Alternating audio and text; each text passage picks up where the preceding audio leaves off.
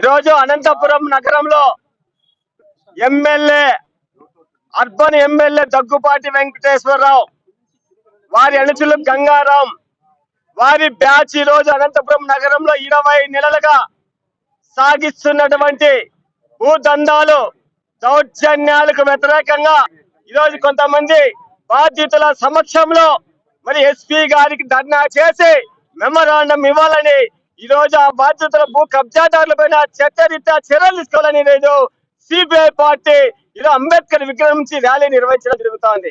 మరి గతం ఎక్కడా లేని విధంగా ఈ రాష్ట్రంలో 20 నెలల కాలంలో మరి ఈ జిల్లాలో ఉమ్మడి జిల్లాలో దాదాపు 14 సీట్లుంటే 14 సీట్లు తెలుగుదేశం వచ్చాయి. 2 పార్లమెంటు సీట్లుంటే 2 పార్లమెంటు సీట్లు వచ్చాయి. మరి ఇంత మెజార్టీతో ఈ జిల్లాలో కూటమి ప్రభుత్వాన్ని గెలిపిస్తే రాష్ట్రంలో ఎక్కడా లేని విధంగా మన అనంతపురం అర్బన్ ఎమ్మెల్యే 30 కోట్లు మేము పార్టీకి ఇచ్చాము, 30-40 కోట్లు మేము ఓట్లకు ఖర్చు పెట్టాము, ఓట్లకు డబ్బులు ఇచ్చి గెలిపించుకున్నాము, మేము ఒక 500 కోట్లు 1000 కోట్లు సంపాదించుకోవాలని ఈయన ప్రతి నెల నుంచే స్టార్ట్ చేశాడు. మొదటి నెల నుంచే అలెగ్జాండర్ ఓటల మీద పడ్డాడు, మాకు పెట్టిన డైలీ సూట్లు కావాలని.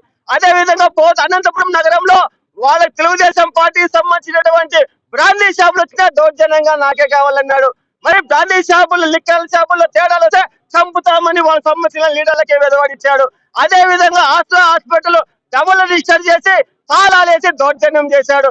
అదే విధంగా బ్రాహ్మిన్స్ దాదాపు మరి శారదా నగర్ లో 3 కోట్ల రూపాయల ఆస్తిని చనిపోతే బంధువులు మాది చనిపోయిన ఆస్తుల్ని బంధువులు ఎట్లా పీక తింటాయో వాళ్ళ ఆస్తుల్ని గద్దల్లాగా ఎత్తకపోవడానికి గంగారం వాళ్ళ మనుషులు చనిపోయిన ఆస్తుల్ని ఈ రోజు వాళ్ళు రిజిస్టర్లు చేసుకుంటున్నారు. మున్సిపల్ ఆఫీస్ లో ఈ రోజు వాళ్ళ పేరు మీద ట్యాక్సులు చేసుకుంటున్నారు. గుడుముక్కల వారు బాబు పాత చీరలు అమ్ముకొని రూపాయి ఎగబెట్టుకొని కొనుక్కొని ప్లాట్లు వేసుకొని అమ్ముకున్నటువంటి 3.5 ఎకరాలు ఈ రోజు దౌర్జన్యంగా వారి ఆస్తుల్ని కబ్జాలు చేయడానికి ప్రయత్నం చేస్తున్నారు. తెలుగుదేశం పార్టీకి సంబంధించినటువంటి మరి లింగాయతుల చైర్మన్ వాళ్ళ 49 సెంట్లని ఈ రోజు మళ్ళీ గంగారావు వెంచరేయడానికి వాళ్ళ బాబు గారి సొత్తు అని ఈ రోజు మేము అడుగుతున్నాం. అదే విధంగా అనంతపురం నగరంలో సూర్యనగర్ రోడ్ లో రజకులు 2 కోట్ల ఆస్తి అక్రమంగా రిజిస్టర్లు చేయించుకుంటారు. సాలార్ భాష ఉమ్మడి జిల్లా తెలుగుదేశం పార్టీకి జిల్లా అధ్యక్షుడు సాలార్ భాష వాళ్ళ తమ్ముడు మక్బుల్ భాషని 9.5 సెంటు జలశక్తి నగర్ లో బండలు పట్టారు. కళ్యాణదుర్గం రోడ్డుకి బ్రాహ్మిన్స్ 28 సెంట్లు కబ్జా చేశారు. అదే విధంగా రిటైర్డ్ ఎంఆర్ఓ మల్లికార్జున 9 సెంట్లు వాళ్ళని కబ్జా చేశారు. రాజవు కాలనీలో ఈరోజు 2.5 ఎకరా కబ్జా చేశారు.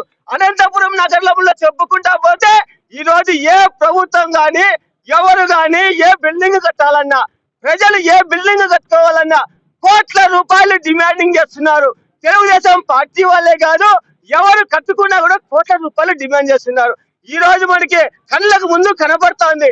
ప్రభాకర్ రెడ్డి వాళ్ళ పిన్నమ్మని ఇంజనీరింగ్ కాలేజ్ దగ్గర క్లీన్ చేస్తా అంటే మళ్ళీ ప్రభాకర్ రెడ్డి వాళ్ళపై అన్న ఇది ప్రభాకర్ రెడ్డి అంటేనే వెంటనే అక్కడి నుంచి పలాయనం చిత్రగించు. ఎందుకంటే ప్రభాకర్ రెడ్డి గుడిస్తా కొడతాడు కదా, వాళ్ళకి అంగు బలం ఉంది కదా, వెంటనే అక్కడి నుంచి వెళ్ళిపోయినాడు. మళ్ళీ బాబు ఎగ్జిబిషన్ వాడు ఏం చేస్తాడు, పేదవాడు వాడు రూపాయి కోసం పని చేసేవాడిని వాడిని నాశనం చేసి 20 కోట్లు.